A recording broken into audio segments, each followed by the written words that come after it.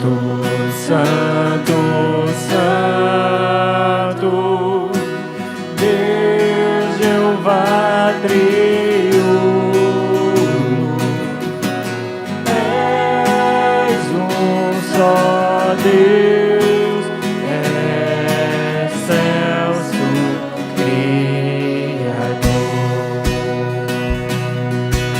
Santo, Santo, Santo, todos os reunidos,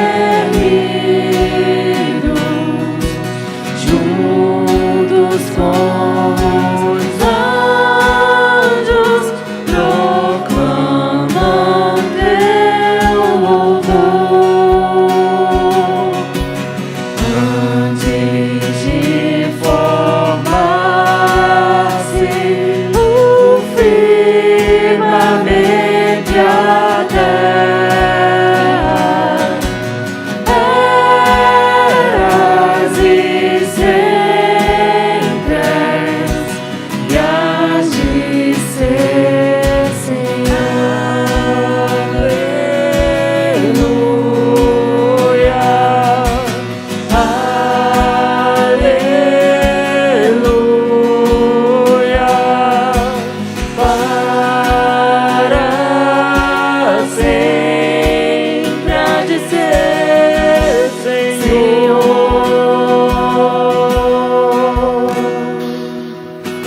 Santo, Santo, Santo, Santo, nós os pecadores não podemos ver tua glória sem temor. Tu somente és santo, só tu és perfeito, Deus soberano, imenso em teu amor. Aleluia, aleluia, para sempre há de ser, Senhor.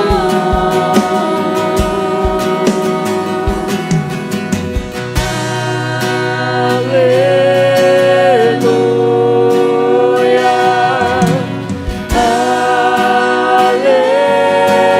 aleluia, para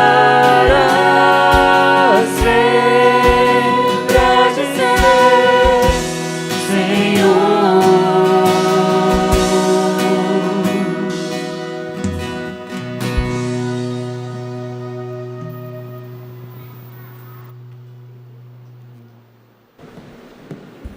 Boa tarde, irmãos. Que a graça e a paz do nosso Senhor e Salvador Jesus Cristo esteja sobre a sua igreja, esteja presente aqui nesse lugar onde Deus se faz presente para receber o nosso culto, para receber a nossa adoração. Você também que nos assiste, você possa desfrutar esses momentos na presença do Senhor, louvando e exaltando o seu nome.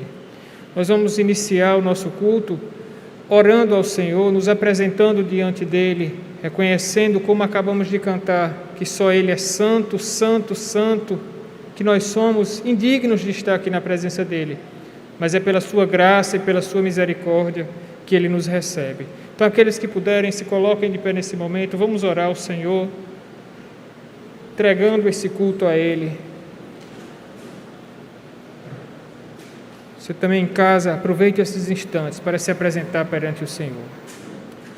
Pai amado, nós te louvamos, ó Deus, porque reconhecemos, como acabamos de cantar, que só Tu és santo, santo, santo e perfeito, puro, o único Deus verdadeiro, o único que merece ser louvado e adorado, ó Pai.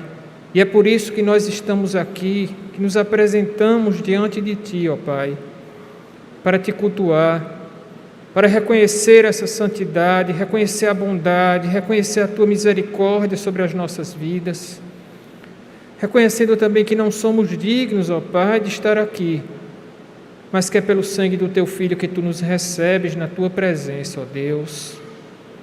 É pelo sangue do teu Filho que as nossas orações são ouvidas, que o nosso louvor é recebido por ti de modo agradável. E nós queremos, ó Pai, por meio do sangue do Teu Filho, por meio do Teu Santo Espírito, te pedir, ó Deus, recebe o nosso culto nesta tarde, recebe o nosso louvor, ó Deus, e fala as nossas vidas por meio do Teu servo. Que Teu Santo Espírito controle todos os momentos deste culto, para que eles sejam agradáveis a Ti, apesar de nós, e que o Teu nome seja glorificado, Senhor. Assim nós te oramos, em nome do Teu Filho amado Jesus Cristo. Amém. Amém, irmãos. Vamos agora ler então a palavra do Senhor no Salmo 66, um salmo de gratidão ao Senhor, reconhecendo na história do povo de Deus grandes feitos que o Senhor fez em favor desse povo. E esse mesmo Deus continua operando em nosso favor, o seu povo, na nova aliança. Salmo 66, então você pode ler ou pode acompanhar também na projeção, e você em casa também aproveite esse momento para ler a palavra do Senhor no Salmo 66. Nós vamos ler de modo alternado. Aclamai a Deus toda a terra.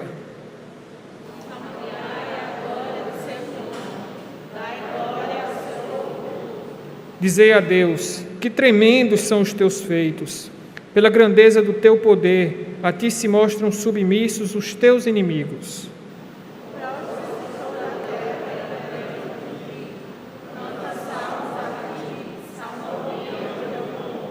Vinde e vede as obras de Deus, tremendos feitos para com os filhos dos homens.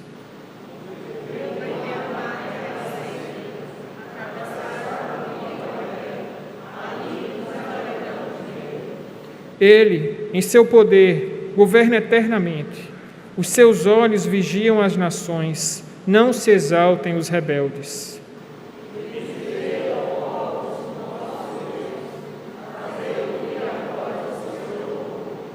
O que preserva com vida a nossa alma e não permite que nos resvalem os pés.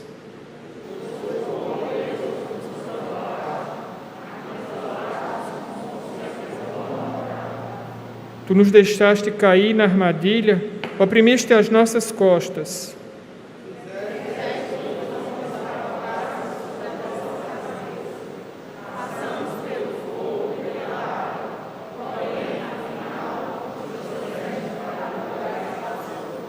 Entrarei na tua casa com holocaustos, pagar-te-ei os meus votos.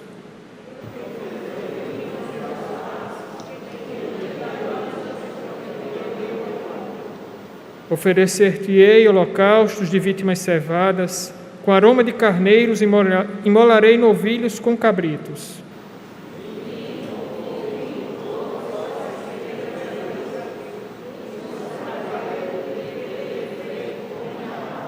A ele clamei com a boca, com a língua o exaltei.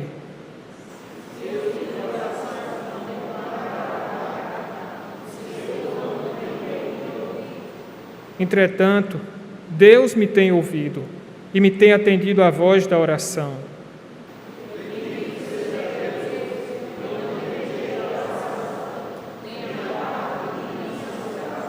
Amém, aleluia, louvado seja esse Deus que não permite que os nossos pés revalem, que preserva com vida a nossa alma e que fez todos esses poderosos feitos em favor do seu povo e continua fazendo em favor da sua igreja. Portanto, abramos nossos lábios nesse momento, louvemos ao Senhor, adoremos o seu nome.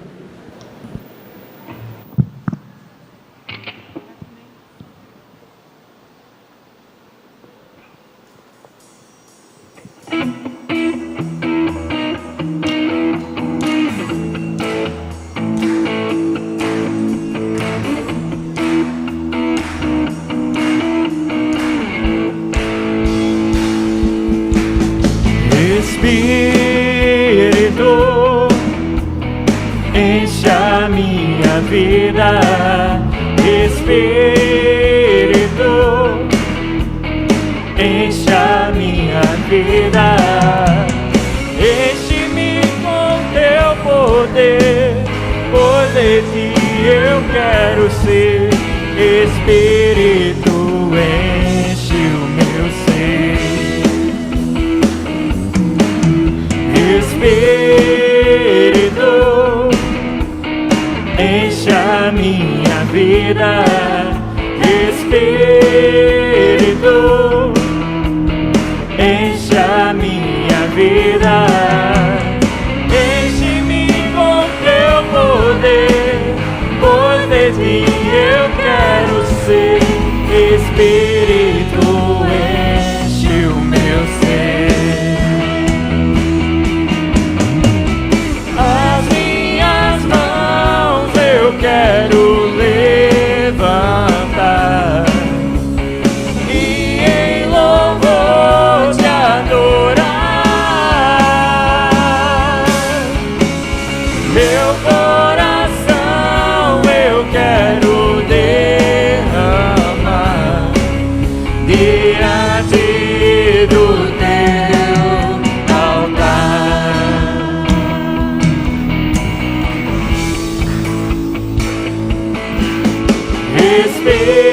Espírito, enche a minha vida. Espírito, enche a minha vida. Enche-me com teu poder, pois de ti eu quero ser. Espírito, enche o meu ser.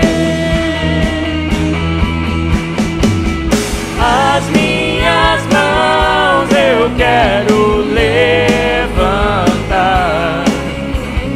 e em louvor te adorar. Meu coração eu quero derramar diante do teu altar. Diante do teu altar.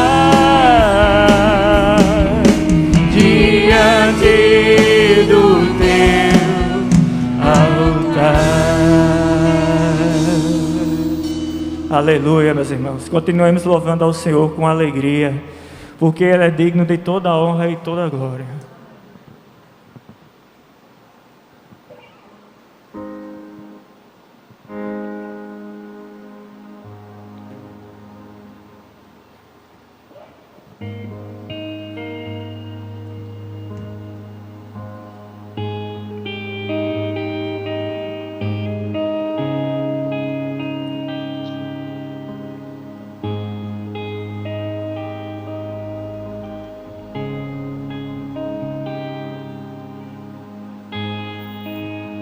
Perto quero estar,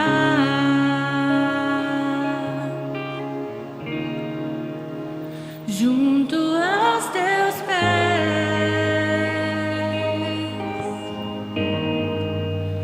pois prazer maior não há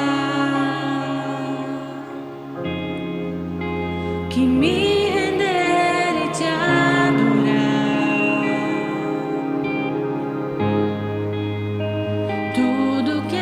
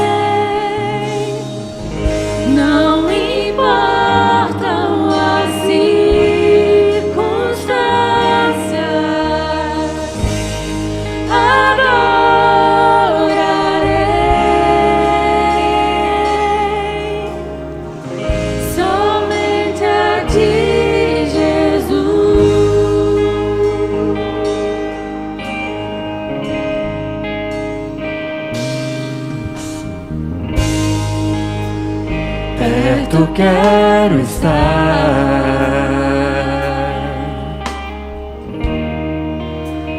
junto aos teus pés,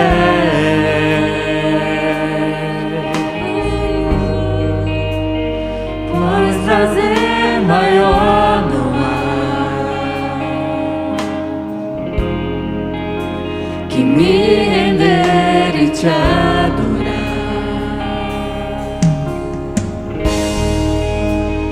Tudo que há em mim, tudo que há em mim, quero te ofertar,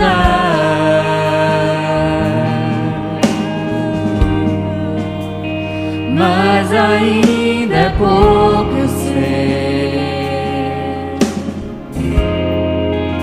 se comparado ao que ganhei.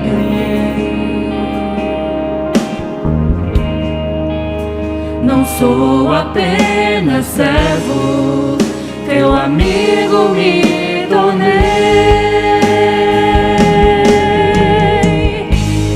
Te louvarei,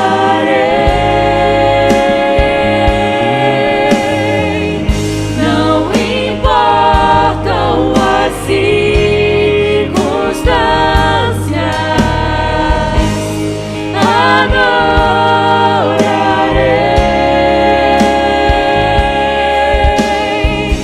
somente a ti, Jesus,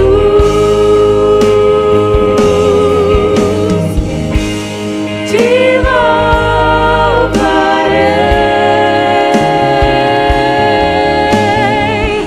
não importam as circunstâncias,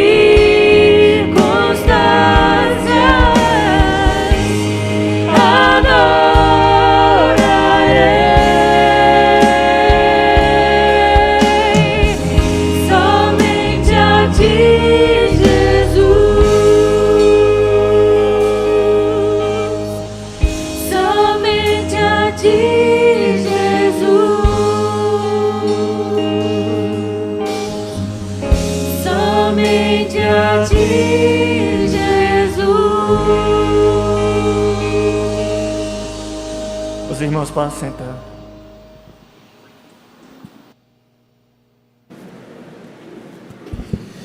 Louvado seja o nome do nosso Deus. Boa tarde a todos, sejam todos uma vez mais, muito bem-vindos. Vocês que estão aqui conosco, os irmãos que nos acompanham em nossa transmissão. Que privilégio, irmãos, que alegria poder começar essa nova semana na presença do Deus a quem podemos adorar, não importam as circunstâncias, porque Ele sempre se faz presente em nossa vida para nos abençoar, nos receber em Sua presença e ser misericordioso para conosco, perdoando nossos pecados. Esta hora eu convido os irmãos a abrirem a palavra do Senhor em Lucas, capítulo 18, neste evangelho, segundo escreveu Lucas, onde ele nos conta uma parábola que fala sobre a justiça de Deus versus a justiça ou a tentativa de auto-justificar-nos diante do Senhor, a partir do versículo 9, talvez uma das histórias mais conhecidas que Jesus tenha contado e que de maneira tão prática nos mostra o quanto devemos nos humilhar diante do Senhor, porque assim seremos por Ele abençoados. Lucas 18, do 9 em diante, nos diz assim a palavra do Senhor. Propôs também esta parábola a alguns que confiavam em si mesmos, por se considerarem justos e desprezavam os outros. 2 homens subiram ao templo com o propósito de orar. Um era fariseu e o outro publicano. O fariseu, posto em pé, orava de si para si mesmo, desta forma: ó Deus, graças te dou, porque não sou como os demais homens, roubadores, injustos, adúlteros, nem ainda como este publicano aí. Eu jejuo 2 vezes por semana, dou o dízimo de tudo quanto ganho. O publicano, estando em pé, longe, não ousava nem ainda levantar os olhos ao céu, mas batendo no peito dizia: Senhor Deus, sê propício a mim, pecador. Digo-vos que este desceu justificado para a sua casa, e não aquele. Leamos juntos? Porque todo o que se exalta será humilhado, mas o que se humilha será exaltado. Maldito o homem que confia no homem, em si mesmo ou no outro homem, a sua própria vida. Mas bendito e bem-aventurado aquele que confia no Senhor, que reconhece a sua própria injustiça e que não sobe ao altar do Senhor para se exaltar, orar de si para si mesmo, se comparando com os demais, mas sobe ao altar para se humilhar, para clamar pela misericórdia do Senhor, reconhecendo sim que somos pecadores, mas que diante da cruz de Cristo somos perdoados, justificados e convocados a adorá-lo com o espírito quebrantado. Convido você a fechar seus olhos e fazer isto nessa hora junto comigo. Na medida em que nos aproximamos da hora em que ouviremos a ministração da palavra do Senhor, preparemos o nosso coração. Vamos pedir que Deus venha sondar a nossa vida, apresentando os nossos pecados, buscando arrependimento genuíno, para que não apenas sendo perdoados, mas também santificados, possamos estar prontos a ouvir a instrução que vem da palavra do Senhor. Maravilhoso Deus, nosso Pai, nós viemos a este lugar para Te adorar, viemos para oferecer a nossa vida, viemos para oferecer o nosso culto, viemos também para ouvir a Tua voz, viemos também para receber do Senhor um alimento que preenche a nossa alma, que sacia a nossa sede de conhecer ao Senhor, e de ter o nosso caminho apontado por Ti, para que as coisas façam sentido e vivamos com propósito. Mas Tu sabes, falhamos até mesmo neste movimento de ter chegado aqui neste lugar. Talvez chegamos a este lugar com outras motivações, talvez no caminho acabamos perdendo a concentração, acabamos perdendo o nosso pensamento, a oportunidade de louvar. Talvez nosso coração esteja angustiado, ansioso por coisas que precisarão ser resolvidas ao longo dessa semana. Mas nós queremos agora, Pai, nos concentrar no Senhor, reconhecer que não existe palavra de vida eterna que não venha da Tua boca, e nós queremos ouvi-las nesta noite. Portanto, prepara o nosso coração, perdoando o nosso pecado, nosso senso de autojustiça. Nós queremos nos entregar completamente ao Senhor, arrependidos de todo mal, e assim, Senhor, que possamos ser de fato preenchidos pela Tua glória, na medida em que ouviremos mais este louvor e cantaremos juntos, preparando o nosso coração para ouvir a Tua voz, que o Senhor de fato possa transformar a nossa vida, edificar o nosso coração em Cristo Jesus, e assim saiamos daqui dispostos a viver uma nova semana na Tua presença, sendo guiados pelo Teu Espírito com toda a humildade, mansidão, domínio próprio e santidade na Tua presença. Perdoa-nos e nos dá a Tua paz, em nome de Jesus.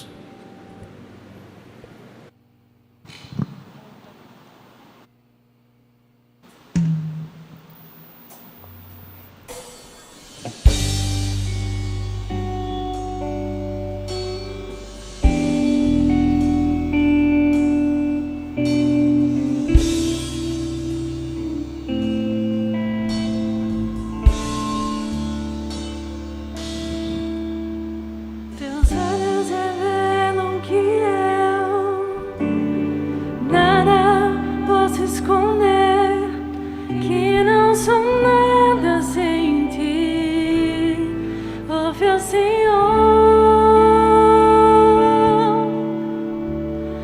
Tudo sabes de mim, quando sondas meu coração, eis que tudo podes ver bem dentro de mim.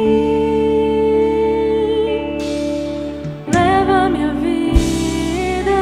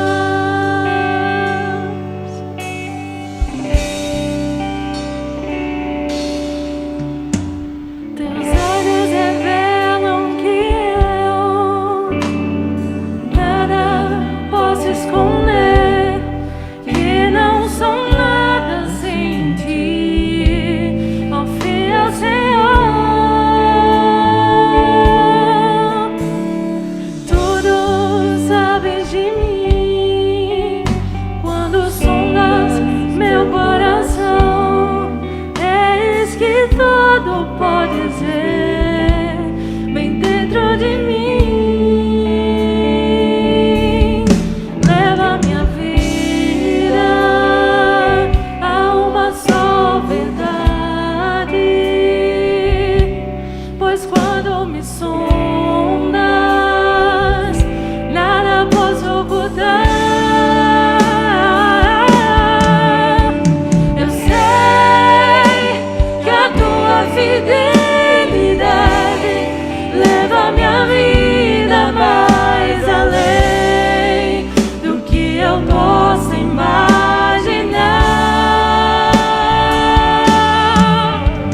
Eu sei que não posso negar que os teus olhos sobre mim me enchem da tua paz.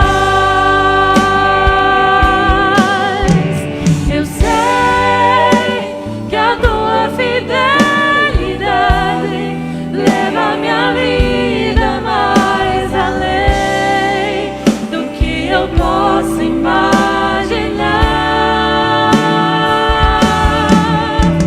Eu sei que não posso negar que os teus olhos sobre mim me enchem da tua paz, que os teus olhos sobre mim me enchem da tua paz, que os teus olhos sobre mim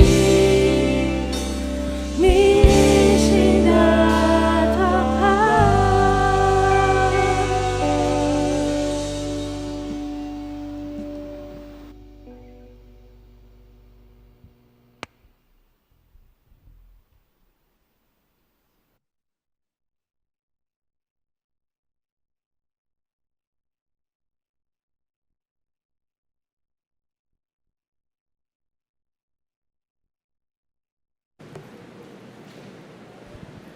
Boa noite, irmãos, graça e paz do Senhor a cada um de vocês, amém? Coisa boa revê-los, estar aqui na presença do nosso Deus, podendo louvá-lo, podendo exaltar a sua fidelidade, agradecer pelo privilégio de poder servi-lo. Sei que a tua fidelidade leva a minha vida mais além do que eu possa imaginar. Esta é a verdade daqueles que conhecem a Deus e que servem ao Senhor. Eu gostaria de convidá-los nesta tarde e noite a abrir a palavra de Deus no livro de Atos dos Apóstolos, no capítulo 13, onde nós iremos iniciar uma nova etapa da nossa série Edificarei a Minha Igreja. É a terceira temporada que começa agora e que é a temporada que vai nos levar até aos confins da terra. O tema da mensagem de hoje, desse primeiro episódio, é Rumo aos confins da terra. E como você verá, é exatamente agora que começam as famosas viagens missionárias de Paulo, que ocupam do capítulo 13 de Atos dos Apóstolos até basicamente o capítulo 20 de Atos dos Apóstolos. 7 capítulos que contam a história de como Paulo alcançou aquilo que para os judeus de Jerusalém se constituíam nos confins da terra. Não necessariamente do ponto de vista geográfico, porque todas as áreas que eles atingiram estavam dentro do Império Romano, mas do ponto de vista de novas culturas, novas línguas, novos horizontes religiosos que foram alcançados pela mensagem do Evangelho. E tudo começa aqui, embora naturalmente nos capítulos anteriores os preparativos estavam acontecendo para que esse momento ocorresse na igreja em Antioquia, que se torna a partir de agora o grande centro difusor do Evangelho. Meu objetivo nesta noite, tarde e noite, é expor para você não tudo aquilo que vai ser feito e que nós vamos descrever, obviamente, nos capítulos anteriores, mas a condição do coração daquela igreja para cumprir a última etapa de Atos 1:8, quando o Senhor diz que recebereis poder ao descer sobre vós o Espírito Santo e sereis minhas testemunhas, tanto em Jerusalém, e nós já vimos que a igreja cumpriu, como em toda a Judeia e Samaria, e nós vimos que a igreja cumpriu, mas também até aos confins da terra. Que situação espiritual, que contexto espiritual havia naquela igreja em Antioquia, no coração daqueles irmãos, da liderança daquela igreja, para que Deus usasse aqueles queridos irmãos, especialmente o apóstolo Paulo, e nessa primeira viagem também Barnabé, para alcançar os confins da terra. O meu objetivo ao expor isso é que você compreenda que, da mesma maneira que um ninho bem feito permite uma nutrição, um aquecimento de espécimes animais, por exemplo, um pássaro que está em formação, para depois ele abrir as asas e voar para horizontes que ele nem imaginava, também com a igreja a realidade é a mesma. E de certa maneira também com o seu coração. No seu coração é preciso que haja uma preparação espiritual para aquilo que Deus, de uma forma ou de outra, quer levar você, pela sua fidelidade, a horizontes que você não imagina e que Ele poderá levá-lo com certeza. Diz assim a palavra de Deus em Atos capítulo 13, diz assim a palavra: havia na igreja de Antioquia profetas e mestres, Barnabé, Simeão, por sobrenome Níger, Lúcio de Cirene, Manaém, Colasso de Herodes, o tetrarca, e Saulo. E servindo eles ao Senhor e jejuando, disse o Espírito Santo: separai-me agora, Barnabé e Saulo, para a obra que os tenho chamado. Então, jejuando e orando, e impondo sobre eles as mãos, os despediram. Enviados, pois, pelo Espírito Santo, desceram a Seleucia e dali navegaram para Chipre, e chegados a Salamina, anunciavam a palavra de Deus nas sinagogas judaicas, e também tinham João Marcos, como auxiliar. Que Deus abençoe a sua palavra lida. Amém. Curva a sua cabeça por um instante e vamos juntos falar com o nosso Deus e Pai. Senhor, a Tua palavra, inspirada pelo Teu Espírito, é suficiente em si mesma, Senhor, para ministrar ao nosso coração a Tua verdade, a palavra que o Senhor separou para nós nesta noite. E por isso, ó Deus, quando nos deparamos com o texto que acabamos de ler, nós precisamos, e assim fazemos, rogar a Ti, que esse mesmo Espírito que a inspirou também possa iluminar o nosso coração, abrir a nossa mente, para que possamos compreender a intenção do Senhor ter registrado isso na Tua palavra, por meio do Teu servo Lucas. Para o dia de hoje, para nós que estamos aqui, para esta igreja da qual fazemos parte, fala ao nosso coração qual é a Tua mensagem. Não apenas para todos, mas para cada um de nós. E nós, ao final, daremos a Ti a honra, a glória e o Teu louvor que Tu és digno de receber. É assim que nós Te oramos e Te agradecemos, em nome e para a glória do nosso Senhor e Salvador Jesus Cristo. Amém.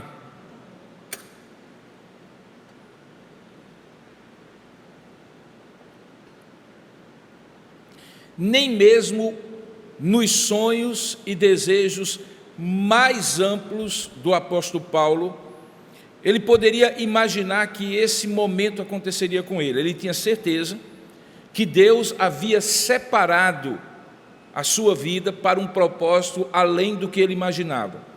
Ele descobriu isso de maneira dramática, e eu diria até mesmo traumática, como você bem lembra, quando em Atos capítulo 9, Deus frustra as intenções de Paulo, que até então era conhecido apenas como Saulo da cidade de Tarso, um judeu exemplar, fariseu, zeloso, membro do Sinédrio, que se encaminhava para Damasco para levar cativo pessoas que seguiam a Cristo e talvez dar a elas não apenas a prisão, mas também o destino que havia acontecido, por exemplo, com Estevão, cuja morte ele não apenas presenciou, mas contribuiu com o seu voto para que ele fosse apedrejado, como está lá em Atos capítulo 7.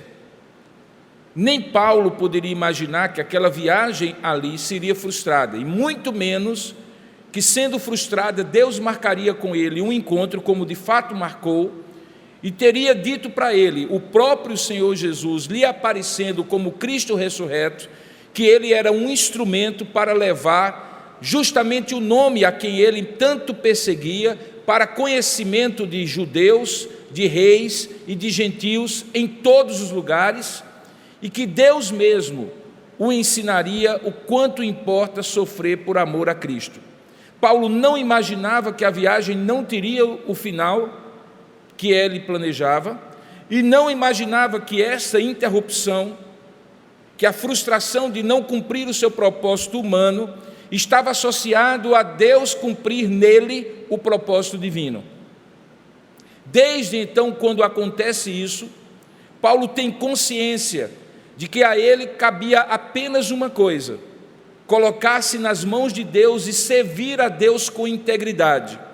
Ele conta no livro de Atos, em outras duas passagens que nós vamos chegar lá, no capítulo 23 e no capítulo 26, diante de autoridades a quem ele apresentava o Evangelho, como estava o seu coração, quando essa situação aconteceu e a sua vida, que ia numa direção, foi completamente mudada para uma outra direção, para cumprir um propósito de Deus.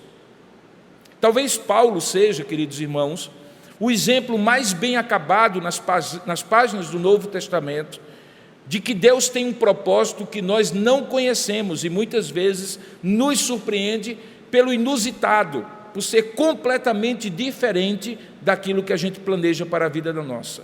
Quando chega nesse momento, depois de ter sido chamado por Barnabé, um dos seus colegas nessa equipe pastoral que aqui é descrita, na igreja em Antioquia, para sair da sua cidade de Tarso e ajudá-lo no grande crescimento que estava acontecendo naquela região de Antioquia da Síria, na medida em que aqueles que eram perseguidos de Jerusalém, como nós vimos no capítulo 11 e 12, saíam pregando o Evangelho, vários pontos de pregação do Evangelho estavam sendo iniciados, muitos começaram a se converter, e ali, particularmente naquela cidade cosmopolita da Síria e Antioquia, uma igreja florescera. Barnabé, entendendo que a graça de Deus estava lá, e compreendendo a limitação dele, que normalmente é visto na página do Novo Testamento, e de fato é um líder de apoio e não aquele que está à frente, vai lá e convida Paulo para ajudá-lo. E por um ano, diz o texto no capítulo 12, Paulo e Barnabé nutrem espiritualmente aquela igreja, discipulando aquela igreja, ensinando os fundamentos da fé àquelas pessoas que eram novas convertidas, muitas das quais não eram judias, portanto, precisavam do beabá da antiga aliança para compreender aquilo que era maravilhoso aos olhos de Saulo. Como judeu que bem conhecia a esperança messiânica, que Jesus de Nazaré, aquele a quem ele perseguia, era justamente o Messias prometido. Ele então passa um ano inteiro junto com Barnabé, discipulando e preparando aquela igreja floresce. Certamente ela não floresce apenas pela obra de Saulo, e o texto deixa muito claro. Se você olhar direitinho, diz no texto, logo na primeira frase, que havia na Antioquia profetas e mestres. Essa expressão que é usada por Paulo significa uma pluralidade de liderança.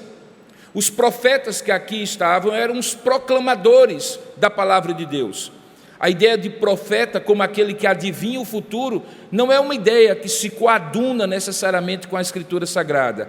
Profeta é aquele que proclama a verdade, fazendo o link daquilo que é revelado por Deus, a lei do Senhor, por exemplo, lá no Antigo Testamento, o Evangelho no Novo Testamento, com situações práticas, mostrando como as pessoas deveriam crer e viver à luz daquilo que estava revelado. Por isso que o profeta muitas vezes tem um olhar no passado, resgatando os fundamentos da fé e aplicando no presente ao público que ele tem diante de si, para que vivam no presente e no futuro de acordo com aquilo que no passado Deus havia revelado. Possivelmente alguns desses aqui, a maneira como é construída a frase em grego não diz que eram uns profetas e outros mestres, mas possivelmente eram profetas e também mestres, faziam exatamente isso. Paulo era um deles, Barnabé era um outro.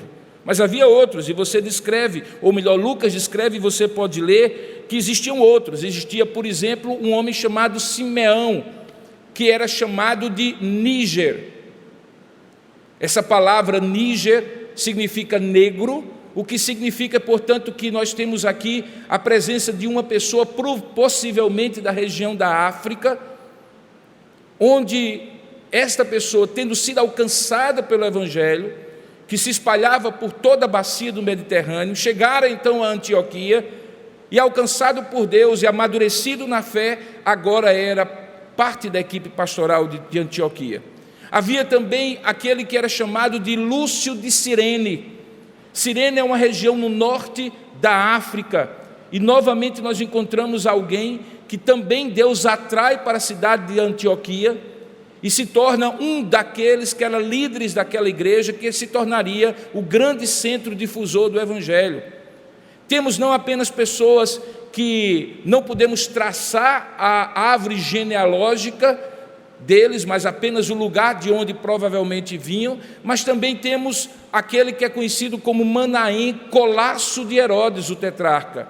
A ideia de Colasso na língua grega é aquele que é irmão de criação, de ninguém mais, ninguém menos do que um dos 4 filhos de Herodes o Grande, que dominava aquela região. Portanto, era alguém que estava junto às camadas sociais, políticas mais altas e que compunha ali a equipe pastoral. Quando você encontra, então, Lúcio de Cirene, Simeão Níger, Lúcio de Cirene e Manaém, junto com Paulo e Barnabé, você tem uma composição plural daquela igreja. E naquela composição plural daquela igreja, Paulo e Barnabé seriam os homens que Deus destacaria como pastores e mestres. E eu digo destacaria porque logo depois de descrever no verso 1 aquela igreja, diz que eles estavam sempre servindo ao Senhor e jejuando. Ou seja, eles já estavam servindo a Deus quando estavam em Antioquia. Eles já estavam oferecendo culto, oferecendo seus dons, seus ministérios a Deus naquela igreja. Eles não se tornaram úteis nas mãos de Deus quando Deus os chamou para a viagem missionária. Eles já serviam a Deus, eles já eram liderança, e diga-se de passagem, eram a principal liderança dos pastores e mestres daquela igreja. E então, em determinado momento, sem explicar como, Lucas simplesmente diz que em determinado momento, enquanto eles estavam servindo e jejuando, oferecendo os seus dons e se consagrando a Deus, Deus diz: separai-me. A palavra de separação é a palavra santificai-me, separai-me com um propósito. Quem? Justamente Paulo e Barnabé, os principais daquela equipe pastoral, que haviam começado aquele trabalho, que provavelmente haviam doutrinado Lúcio, Manaém, que haviam justamente permitido que eles aflorassem como líderes e que agora seriam retirados pela ação de Deus, e diz o texto, para a obra que os tenho chamado. Havia uma obra específica que Deus tinha para Saulo, que Deus tinha para Barnabé, de modo que aquilo que havia sido feito em Antioquia até ali tinha fechado o ciclo para eles, e eles agora seriam separados para uma obra que o Senhor teria chamado, ou tinha já chamado cada um deles. Essa obra vai se descortinar nessa primeira viagem, como sendo uma obra de expansão, de evangelização, justamente para levar o Evangelho até os confins da terra. Essa primeira viagem missionária vai se concentrar na região da Ásia, onde hoje está a Turquia, particularmente na região da Galácia do Sul, perto da Capadócia. Naquela região, igrejas vão ser plantadas. E naquela plantação de igrejas, depois de voltar a Antioquia e apresentar o relatório a Jerusalém, esta obra terá sido concluída. Era uma obra específica que Deus tinha para Paulo e Barnabé. Observe que logo depois de descrever como era essa igreja, quem a compunha, como ela era liderada, qual era a atitude que eles tinham de servir e jejuar, e qual fora a obra que Deus tinha chamado, a ordem que Deus tinha dado: separai-me, Paulo e Barnabé, para a obra que eu os tenho chamado. A atitude deles é de pronta obediência e confiança no Senhor. Diz o texto: então, ainda jejuando, ainda orando, são dois particípios que estão aí no gerúndio. Na linguagem grega significa uma ação contínua, ou seja, enquanto eles continuaram orando, enquanto eles continuavam jejuando, então eles chamaram em dado momento Paulo e Barnabé, impuseram sobre ele as mãos, no gesto simbólico de autoridade e envio, e como apóstolos eles os despediram, ou como quer dizer o texto no grego, os enviaram. E ali começou rumo aos confins da terra. Porque eu leio nesse texto, que naturalmente se encerraria aqui pelo fluxo da narrativa, os versículos 4 e 5. Por quê? 4 e 5 já está incluído na primeira viagem missionária, mas eu gostaria de enfatizar novamente alguns aspectos que são repetidos nesse 4 e 5, daquilo que foi dito no 1, 2 e 3. Veja, no versículo 4, diz: enviados, pois, por quem? Pelo Espírito Santo.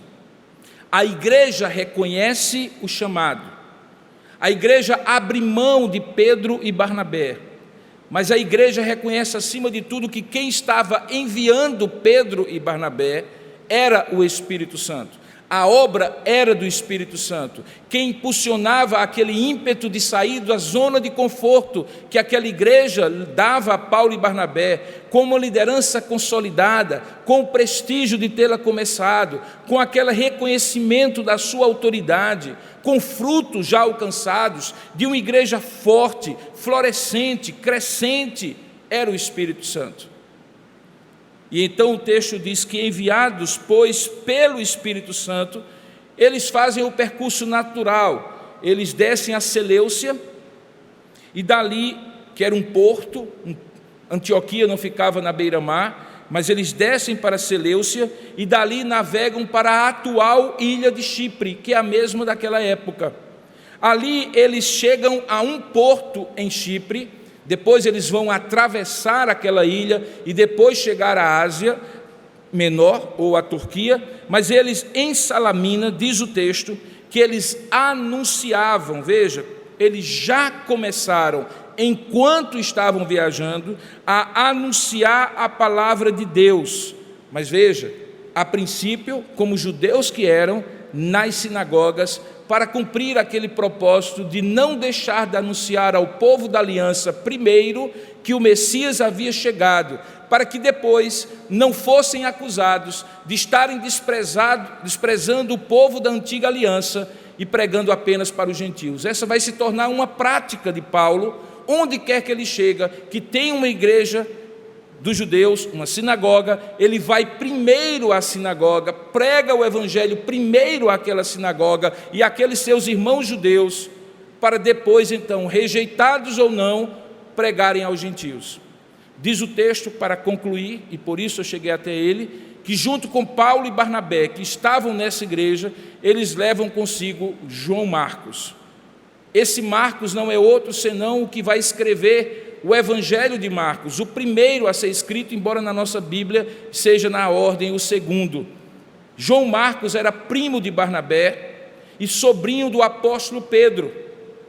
Portanto, era alguém que, não sendo apóstolo, estava ali naquele contexto dos apóstolos do Senhor e serviria, como de fato vamos ver nos próximos capítulos, como um auxílio para Paulo e Barnabé.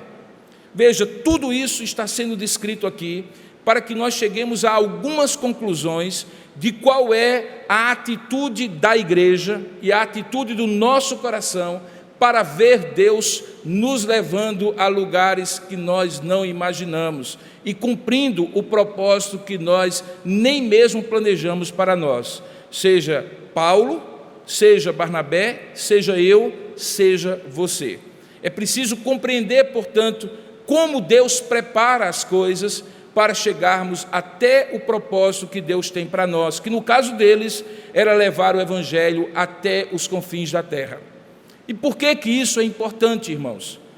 Porque a partir do momento que na nossa estrada para Damasco, Deus tem um encontro conosco, nós perdemos completamente a impressão, a percepção, a sensação, a ideia errônea de que nós controlamos a nossa vida.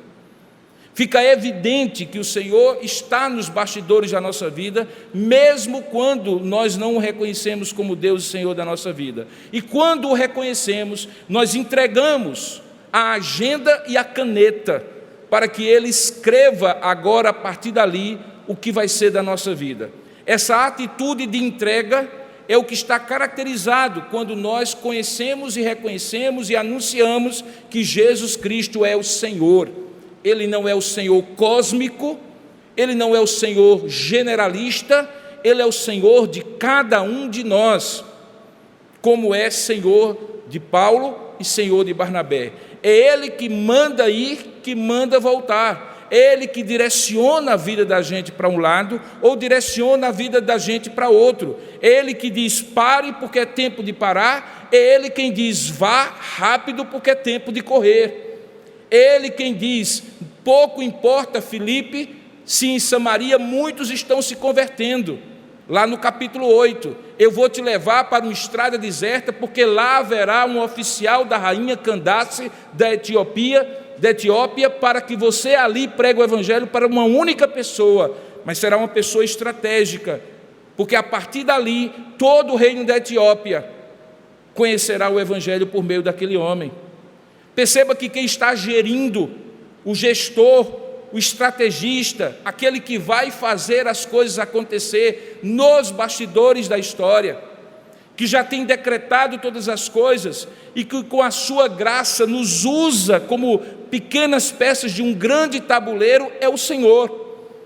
Quando Paulo, na viagem para Damasco, é surpreendido com a luz e com a voz que dizia Saulo, Saulo, por que me persegues? Imediatamente ele se refere àquele que falava com ele como Senhor.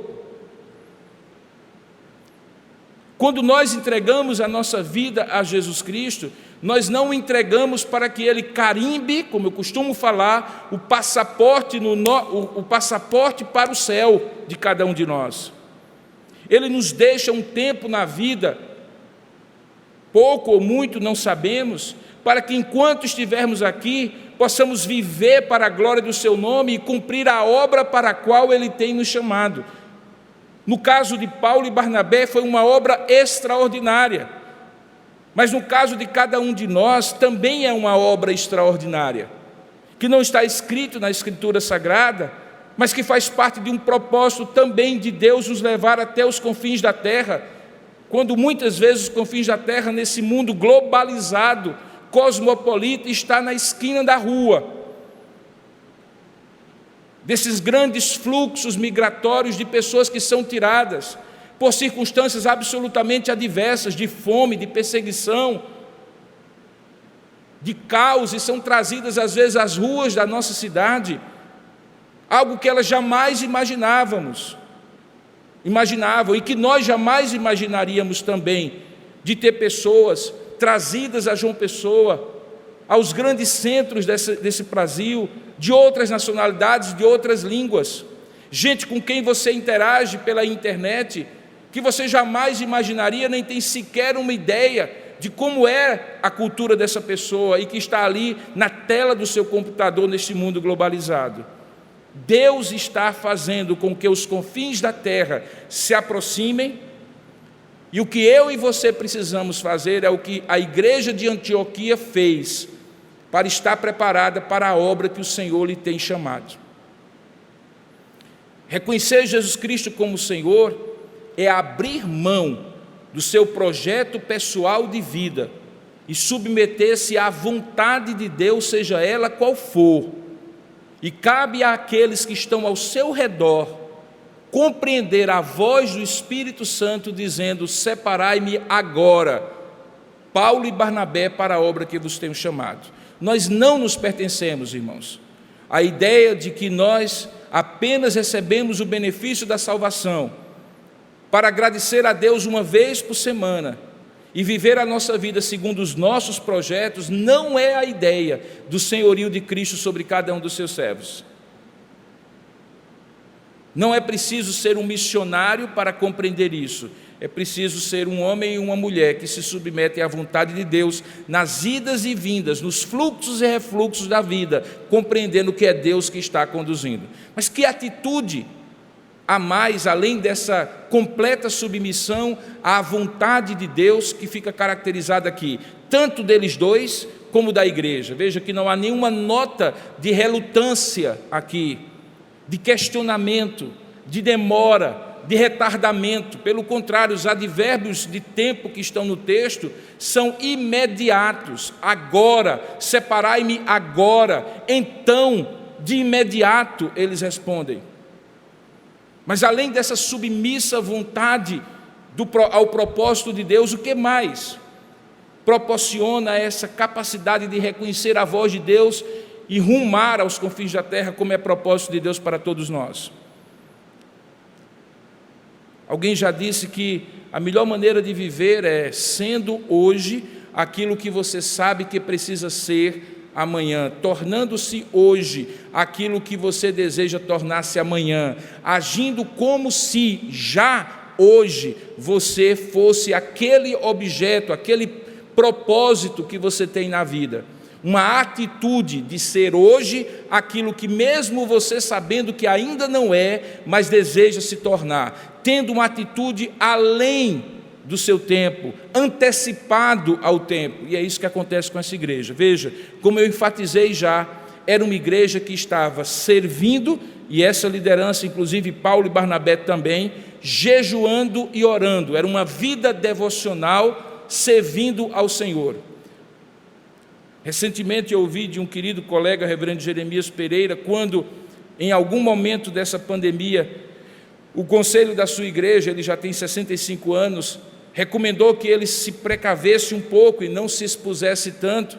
Ele, com aquele jeito dele, bem expansivo, alguns que o conhecem certamente vão se lembrar de como ele é, e ele disse naquela ocasião o seguinte: olha, irmãos, eu compreendo e sei que tenho que ser prudente, mas na Bíblia eu nunca vi um profeta morrendo de pijama. Eu nunca vi um profeta morrendo de pijama.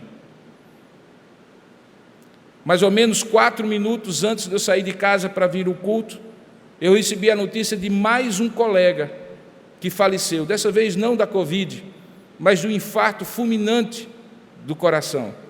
E ele estava preparadinho, como eu estava me preparando para ir à igreja, vestido para ir à igreja, para pregar talvez esse sermão ou outro que Deus lhe colocar no coração. A vida, queridos irmãos, é um contínuo, inesperado, desconhecido, que pode ser desesperador se você fizer todos os seus planos de tal maneira que não tenha espaço para Deus. Mas principalmente também é frustrante se você estiver todo o tempo esperando a melhor ocasião para fazer aquilo que você já deve fazer, para orar como você já deve orar, para servir a Deus como você já deve servir a Deus, para se consagrar a Deus como você já deve hoje se consagrar a Deus. Alguém que está sempre colocando mais uma peça na mala para esta viagem e não compreende que a viagem já começou. E o que nós temos é hoje, não é o amanhã desconhecido, inesperado e improvável. Essa igreja e esses dois irmãos serviam, sem saber o que Deus tinha para eles. O que Deus tinha para eles era o que eles tinham agora. E o que agora eles faziam, diz o texto, é que naquela igreja tão rica de liderança, eles serviam ao Senhor, eles jejuavam e continuaram servindo e jejuando, até que chegou a hora de Deus tirá-los dali, a igreja reconhecer que era tempo de partir, compreender isso, orar, impor as mãos e despedi-los, porque a igreja entendia que quem mandava nela não era essa equipe pastoral, era o Senhor da igreja, assim como Ele manda na vida de cada um de nós.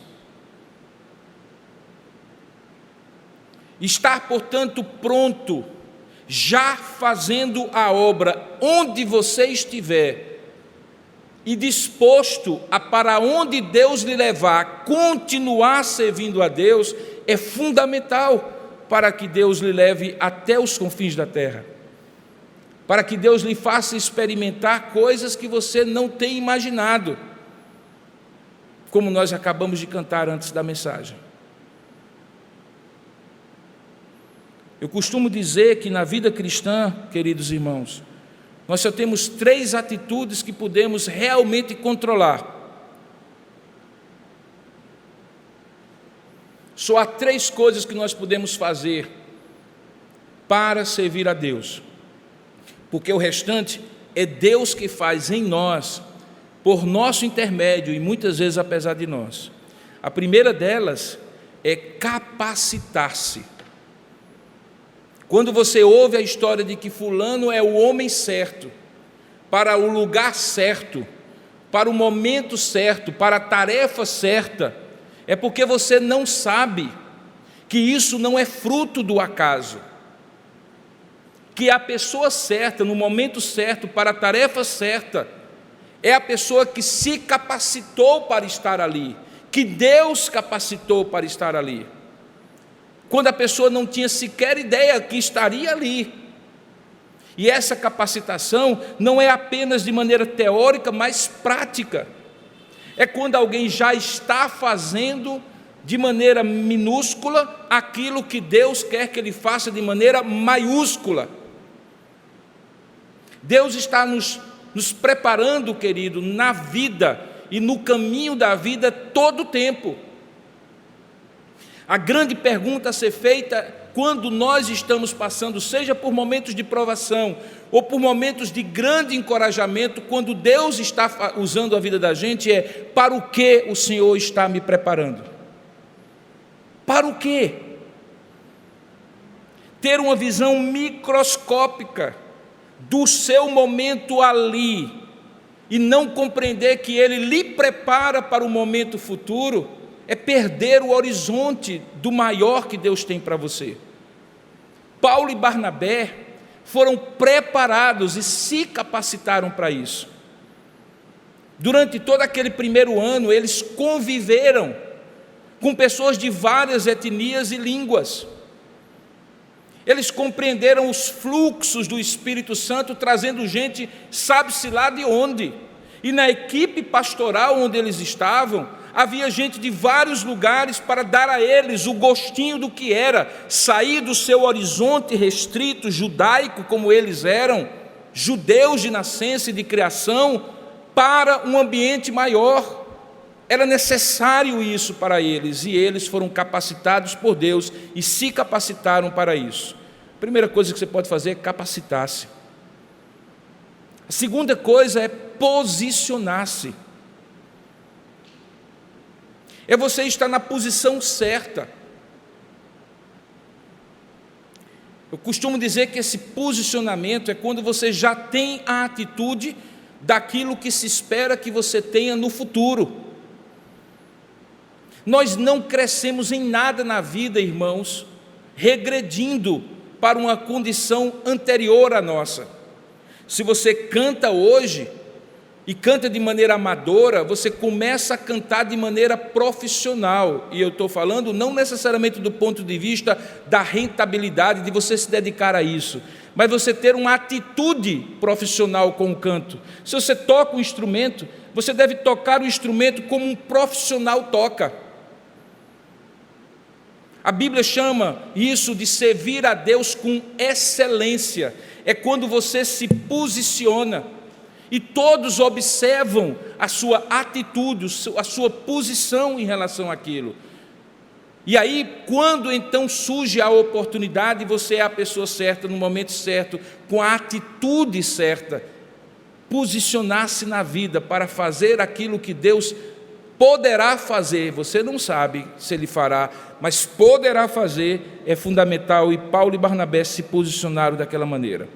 E há uma terceira atitude, além de capacitar-se, posicionar-se, que é se dispor. Como eu falei, não há nenhuma relutância deles. Eles poderiam pensar no conforto que eles teriam, no desconforto que eles teriam, melhor dizendo. Eles poderiam imaginar que não seriam, como de fato não foram, bem recebidos em todos os lugares. Eles poderiam imaginar que era mais tranquilo colher os frutos das sementes que eles passaram aquele tempo todo semeando. Todas as vezes que nós plantamos os nossos pés em algum lugar, os nossos pés criam raízes. Mas às vezes as raízes se tornam prisões, porque os nossos pés não foram criados para se tornar raízes, enraizados. Quando paramos em algum momento, é para restabelecer forças, para criar algum tipo de força, de capacidade, de posição, de atitude para o mais que Deus tem para nós. É assim que acontece com Paulo e Barnabé. Eles se dispuseram. E, irmãos, como eu sempre gosto de dizer, você nunca vai saber ao certo o que você teria perdido se não tivesse ido, se de fato você não tivesse ido. Você vai saber quando você vai.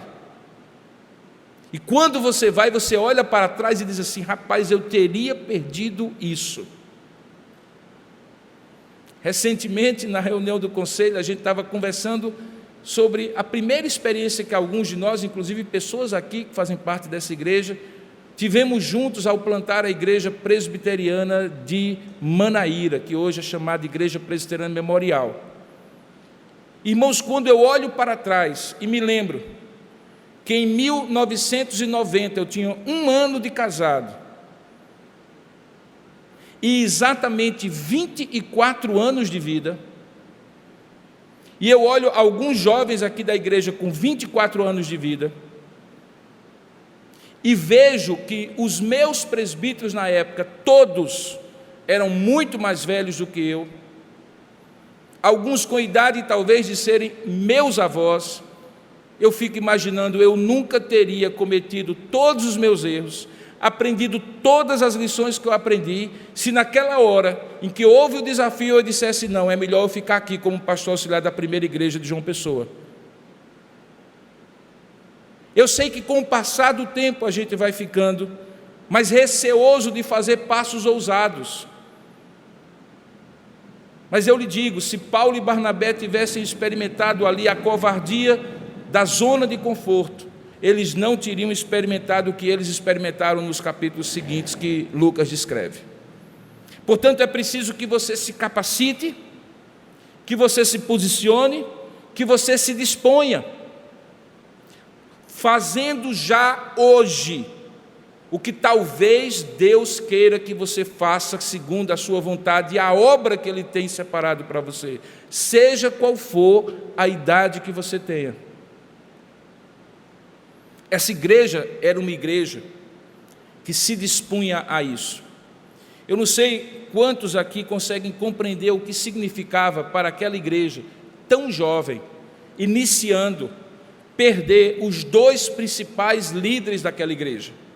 Deus não pediu: manda aí Lúcio, manda aí Manaém, tem alguém aí que não vai fazer falta e que eu posso designar para a obra que eu tenho chamado? Não. Deus chamou Paulo e Barnabé, sabendo que de alguma maneira iria suprir a necessidade por outros. Ontem, enquanto estávamos examinando novos membros para se tornarem membros da igreja de Tambaú, nós ouvimos de uma pessoa algo muito bonito e significativo, que tem caracterizado essa igreja nos seus 20 anos de existência, quando ela abre mão de manter todos aqui e desafia os seus pastores, e desafia os seus membros a plantarem novas igrejas, como aconteceu em Intermares e está acontecendo agora em Altiplano. Uma pessoa nos disse assim: eu sei que eu poderia estar servindo muito bem na igreja de Tambaú, mas quando eu e minha esposa oramos, nós sentimos que naquele lugar, e ele se referia a Altiplano, nós poderíamos servir ainda mais e ser ainda mais úteis. Eles compreenderam isso. E sabe o que é que nós dizemos? Amém, aleluia, glória a Deus. Porque nós não estamos no projeto de construir uma mega igreja, de colocá-los todos aqui para que sentem e escutem, mas aqueles a quem Deus chamar, enviá-los, porque já estão orando, jejuando e servindo ao Senhor aqui, e servirão mais ainda. Com isso, obviamente, não estou dizendo que não há lugar aqui para você servir. Na verdade, esse fluxo e refluxo nós já experimentamos. Quando alguns saem para servir, espaços para servir se abrem, e você pode servir aqui também. Mas compreenda, tudo isso não é projeto de homens, de denominação, de igreja, de conselho. É Deus que diz: separai-me agora. E é você que tem que ouvir o separai-me agora. É você que tem que dizer qual é o separai-me agora que Deus tem para mim aqui ou em outro lugar. Irmãos, a vida é muito curta para a gente apenas gozar da salvação e da presença de Deus enquanto vida nós tivermos.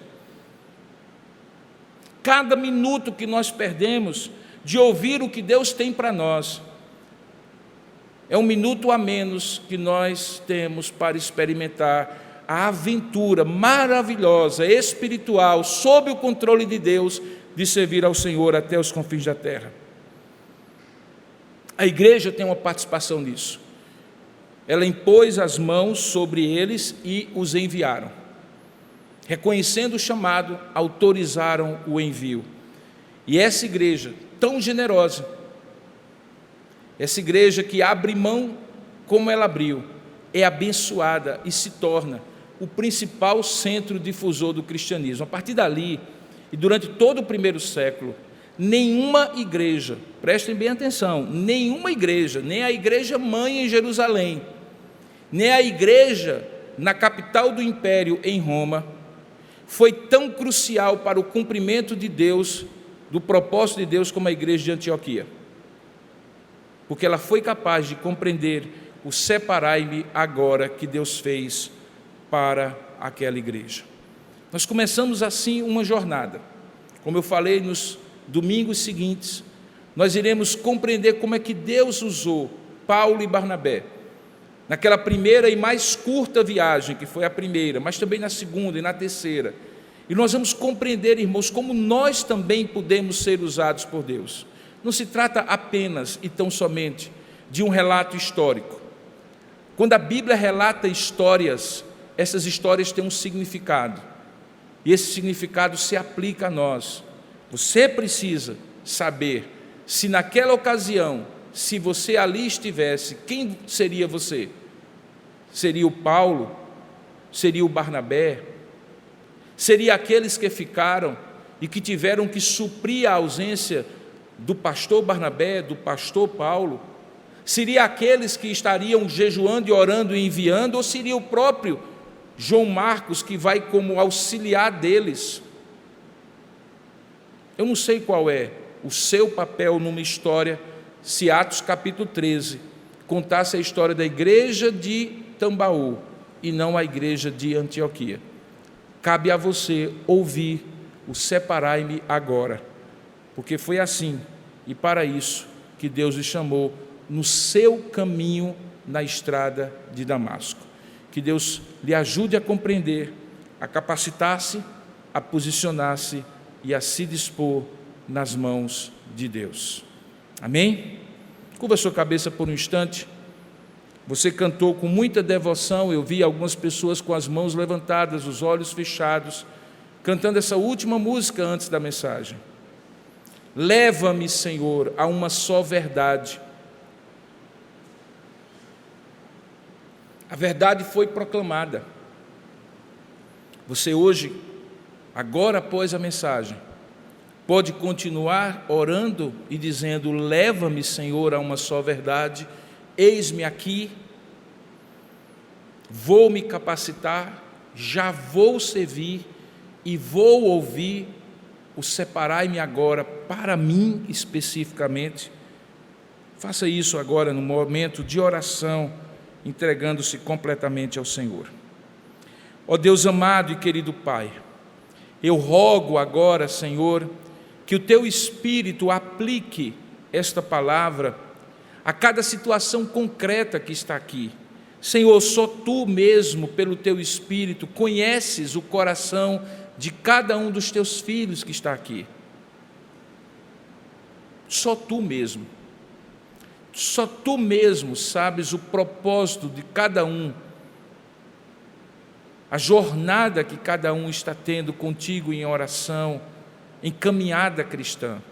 Só Tu mesmo, Senhor, certamente tens falado ao coração de cada um. Ó Deus, faz cair por terra a relutância, a procrastinação, a demora. Faz cair por terra, Senhor, a indisposição.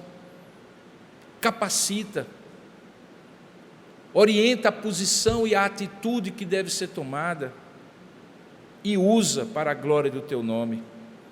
Eu entrego cada um dos Teus filhos que sinceramente anda dizendo a Ti: Senhor, qual é a Tua vontade para mim? Que sinceramente andam dizendo para Ti: eis-me aqui, Senhor, o que Tu tens para mim? Fala, separai-me agora. Nós somos Teus, ó Pai, e só estaremos plenos e felizes no centro desta vontade, quando dissermos: eis-nos aqui, como Paulo e Barnabé certamente disseram, e aquela igreja concordou com eles. Fala continuamente, aplicando essa palavra ao coração de cada um dos Teus servos, em nome e para a glória do nosso Senhor Jesus Cristo. Amém, Senhor.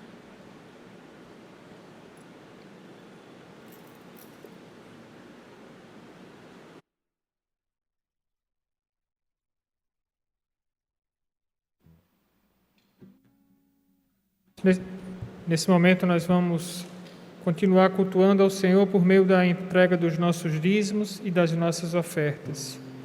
Uma oportunidade de reconhecer a bondade do Senhor, a sua misericórdia, a sua fidelidade sobre as nossas vidas e de demonstrar a nossa obediência, a nossa gratidão e a confiança nele. Então, enquanto vamos cantar mais uma canção de adoração, que você entregue os seus dízimos. Você tem os envelopes que estão aqui, tem os envelopes dos seus assentos para dízimos e para oferta. Você pode fazer um sinal que o diácono vai chegar até você e recolher, ou você pode aproveitar o QR Code, o número Pix, a chave Pix para fazer a transferência, tanto os que estão aqui quanto os que estão em casa, que desejem contribuir com a obra dessa igreja, com a expansão do Evangelho até os confins da terra, como foi ministrado.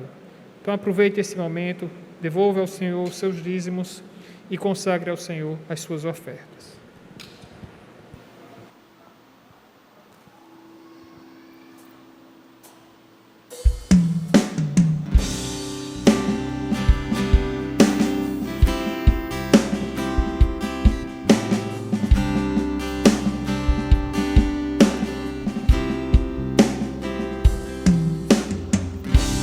Diga para os temerosos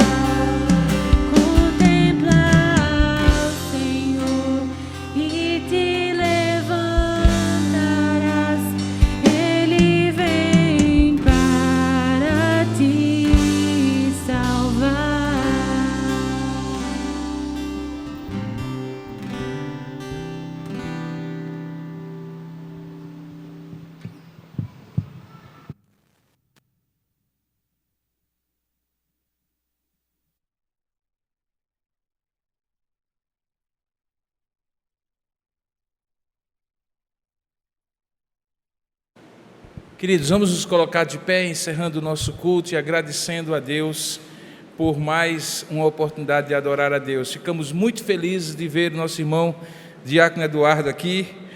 Graças a Deus, terça-feira ele esteve.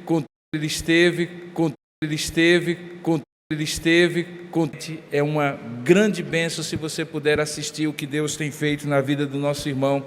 Seja bem-vindo de volta, querido.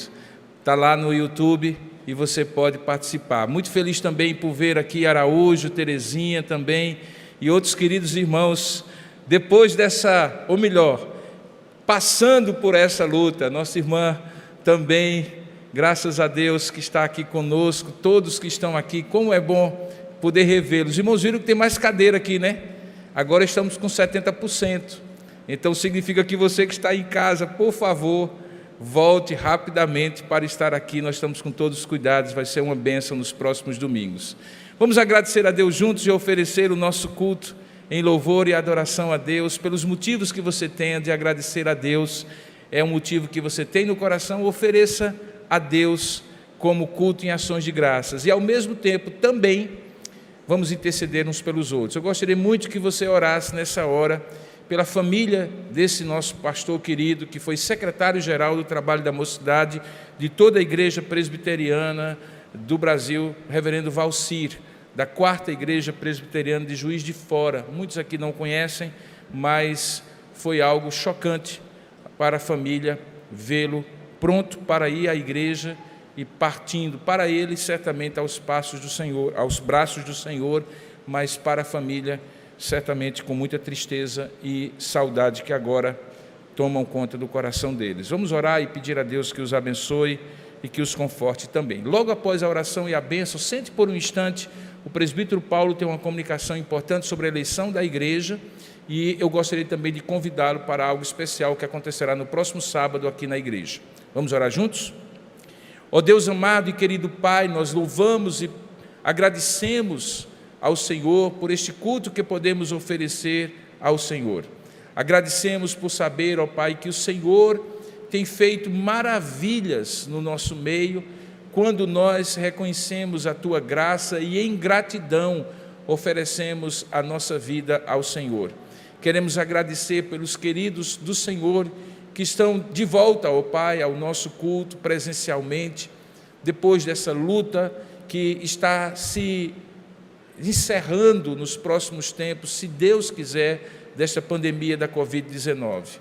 Agradecemos porque o Senhor tem nos preservado até aqui, tem nos dado vitórias, e mesmo aqueles que foram por ela atingidos, o Senhor tem dado graça da superação, da vitória sobre tudo e sobre todos.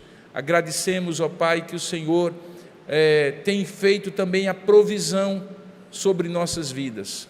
E nesse momento em que também lembramos daqueles que ainda sofrem, que ainda lutam, que passam necessidades, nós intercedemos por eles e pedimos que o Senhor complete a Tua obra, Pai, que o Senhor faça a Tua vontade na nossa vida, Pai. Queremos louvar o Teu santo nome por ver Eduardo de volta. Agradecemos por aqueles que o Senhor também tem trazido de volta, mesmo, ó Deus, mantendo a fé deles viva, quando eles não podiam estar aqui, para que eles pudessem chegar aqui. Agradecemos a vida do nosso irmão Araújo, presbítero Araújo, a nossa irmã Terezinha, nossa irmã Alessandra, tantos que estão aqui, Pai, retornando à presencialidade da Tua igreja. Nós agradecemos pela Tua bênção sobre a vida deles e intercedemos que o Senhor complete a obra sobre todos nós, especialmente sobre aqueles que ainda estão atemorizados ou enfrentando lutas materiais, emocionais, enfrentando lutas na saúde. Agradecemos pelas vitórias que o Senhor tem dado ao presbítero Marcos, por poder vê-lo aqui também, e por todos os que estão aqui, ó Deus, e que haverão de estar também, nesses próximos dias, semanas e meses, quando iremos celebrar juntos a vitória que o Senhor tem nos dado. Louvado seja o Teu nome pela Tua bênção, e nessa hora despede-nos, Senhor, com a Tua graça. Nesse momento oramos, ó Pai, que o Senhor visite o coração da esposa do nosso irmão reverendo Valcir, da família dele, para que haja conforto, ó Deus, espiritual, sabendo que o Teu servo te serviu com integridade, oferecendo o melhor dos seus dons no ministério sagrado, e certamente agora repousa nos teus braços, recebendo de ti mesmo o bendito que o Senhor reserva àqueles que te servem na fidelidade dos seus dons e ministérios. Sê com eles, ó Pai, com aqueles que estão tristes e enlutados, que o Senhor os conforte e os guarde, assim como nós também. Despede-nos agora com a tua bênção e graça, pois assim te oramos, em nome e para a glória de Jesus. Amém.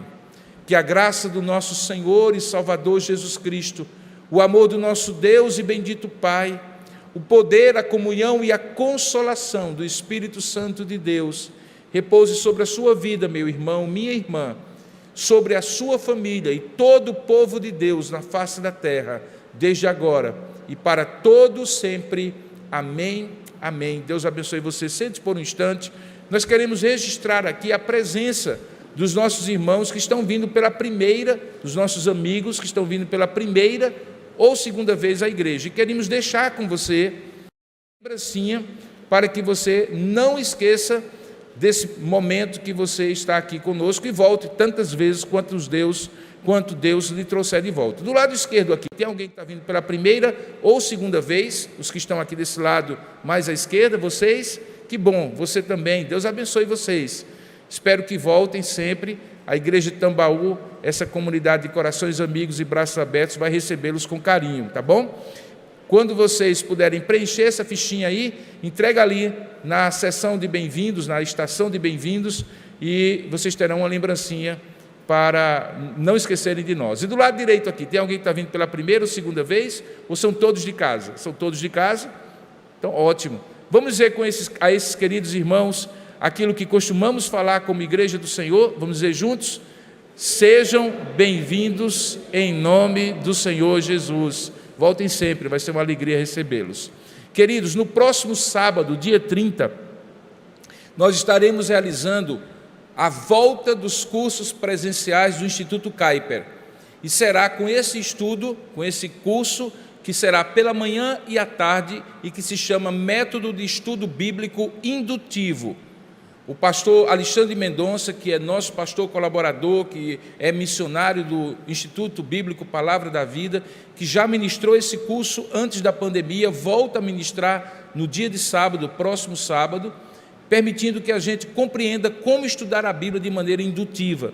Esse estudo é fundamental, inclusive, para nós, pregadores, para que não falemos de um texto aquilo que o texto não fala de si mesmo. Fazemos perguntas ao texto. O quê? Quem? Quando, como, onde, para o quê, por quê. E ao fazer esse estudo bíblico, que ele vai ensinar como fazer em vários tipos de literatura da Bíblia, você compreende o texto e aí pode tirar conclusões para a sua vida aplicando aquele texto para a palavra de Deus. Parece ser um estudo bíblico para iniciantes, não é. É um estudo bíblico que em qualquer momento da sua jornada espiritual você precisa manter. Se você gostaria de participar, então, por favor, procure a nossa irmã. Tem alguém aí? Porque com máscara a gente não consegue ver. A nossa irmã Nina está ali. Então, ela está disponível para fazer a inscrição sua para esse curso do próximo sábado, pela manhã e à tarde. Não deixe de fazer, não. É uma oportunidade e os cursos presenciais do Instituto Kuyper estão voltando. O presbítero Paulo tem uma comunicação importante e ótimo. Enquanto ele chega, pastor Kilvin ali já deu o toque. Fica aqui ainda, Paulo. Nós estamos nos preparando para a cantata de Natal que acontecerá no dia 26 de dezembro. E o coral já começou a ensaiar às segundas-feiras, 19h30. E se você quer participar, ainda dá tempo de você iniciar, porque os ensaios começaram há 2 semanas. Então você pode participar, se você já tiver experiência com coro ou não, você pode participar do nosso coral e vai ser uma alegria, sejam homens ou mulheres que estejam participando. Queremos uma cantata belíssima e os ensaios acontecem às 19h30 aqui no templo da Igreja Presbiteriana de Tambaú. Amanhã mesmo haverá, tá bom? Agora o presbítero Paulo vai fazer essa comunicação importante do conselho para a igreja. Bom, irmãos, estamos chegando ao final do processo eleitoral para a eleição de novos oficiais para a igreja. Nós temos o mandato do presbítero André encerrando e o mandato de 5 diáconos. E o Conselho da Igreja, como já vem acontecendo 3 meses antes, já convocou a Assembleia para o dia 7 de novembro, pela manhã. Nós teremos no dia 7 a inversão, nós teremos o culto às 9 horas, como fazíamos antes da pandemia. Teremos o culto às 9 horas e às 10h30, ao final do culto, nós faremos a Assembleia extraordinária da Igreja para a eleição de um presbítero e 7 diáconos. Tá? E aí os irmãos tiveram um período, indicaram os candidatos, o Conselho da Igreja conversou com as pessoas que foram indicadas, alguns irmãos declinaram de aceitar a indicação, outro irmão não preenchia o critério que o Conselho tem estabelecido desde o início da Igreja, de que a pessoa, para ser indicada, precisa ter pelo menos 1 ano de membresia na Igreja, e ao final foram homologadas as candidaturas para presbítero, do presbítero André Bronzeado, e para diácono dos irmãos Alenson Rodrigues, Anderson Medeiros, Eli Gomes, Frederico Guimarães, Rodrigo Nisquier, Rubenilton Assis e Wellington Serpa. Então, esses irmãos, as candidaturas foram homologadas e os nomes deles serão submetidos à Assembleia da Igreja e eles poderão ser ou não eleitos como novos oficiais da Igreja. Então, que os irmãos estejam desde já orando por essa eleição, para que o Senhor manifeste a sua vontade por meio da Assembleia que será realizada no dia 7. E no dia 7, todos os membros comungantes da Igreja, têm o dever de comparecer, o direito de eleger os seus oficiais e o dever de comparecer para que tenhamos aqui um quórum necessário para a realização da Assembleia. Então, esse era o aviso que o Conselho da Igreja tinha para a Igreja. Então, todos, boa tarde. As pessoas desse lado podem sair por essa porta, aliás, todos por essa porta. Então, todos, por favor, saiam por essa porta para facilitar o fluxo.